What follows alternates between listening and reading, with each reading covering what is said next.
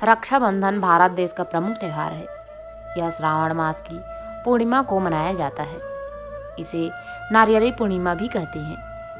रक्षाबंधन के दिन भगवान शिव का पूजन पूर्ण होता है और इस दिन भारत के प्रसिद्ध तीर्थ अमरनाथ में एक दिन के लिए शिवलिंग का निर्माण होता है। इस दिन यात्री कठिन यात्रा करके भगवान शिव शंकर के दर्शन करते हैं। रक्षाबंधन अथवा राखी का त्यौहार भाई बहन को स्नेह की डोर में बांधे रखता है। इस दिन बहन अपने भाई को राखी बांधती है और उसके जीवन की मंगल कामना करती है। भाई अपनी बहन को रक्षा का वचन देते हैं। रक्षाबंधन के दिन घर के प्रमुख द्वारों के दोनों ओर श्रावण कुमार के चित्र बनाकर खीर से पूजा करते हैं। इस दिन भगवान के घर के द्वार के कलश के व वाहन के भी राखी बांधी जाती है। रक्षाबंधन के दिन भाई बहन प्रातः काल स्नान करके भगवान की पूजा करते हैं। उसके बाद रोली मोली कुमकुम चावल और दीपक रखकर थाल सजाते हैं। इससे थाल में राखियाँ नारियल और मिठाई रखकर बहन अपने भाई के तिलक लगाकर राखी बांधती है। भाई अपने बहन को रक्षा का वचन देता है और उपहार देता है।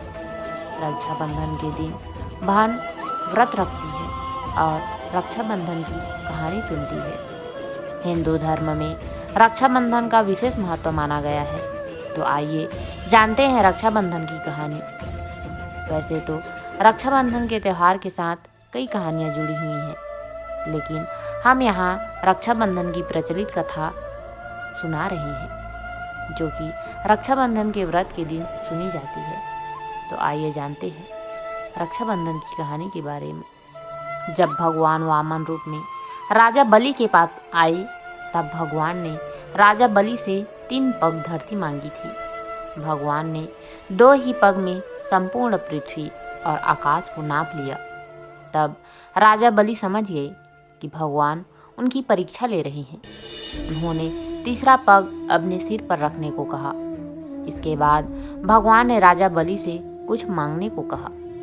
राजा बलि ने भगवान विष्णु से वरदान मांगा कि आप मेरे साथ पाताल लोक में 4 महीने तक पहरेदार बनकर रहेंगे।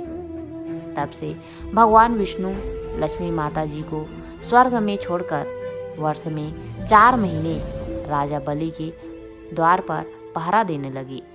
वह पहरेदार के रूप में रहने लगे। रक्षाबंधन के दिन श्री लक्ष्मी जी स्वर्ग से रिमझिम करती हुई राखी लेकर पधारी।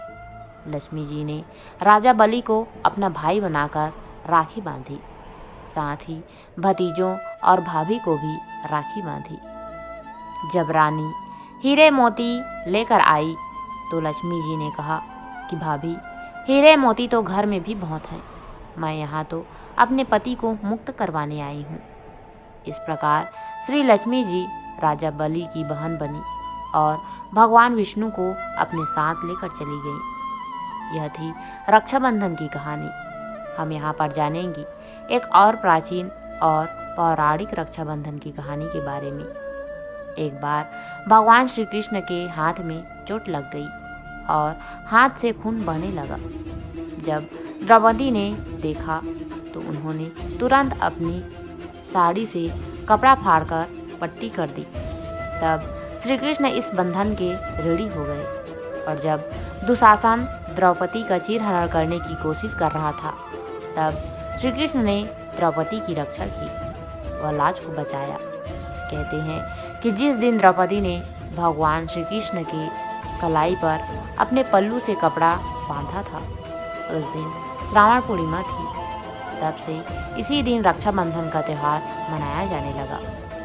भविष्य पुराण में एक कथा प्रचलित है, जिसके अनुसार एक बार देवराज इंद्र और वत्रासुर में भीषण युद्ध हुआ।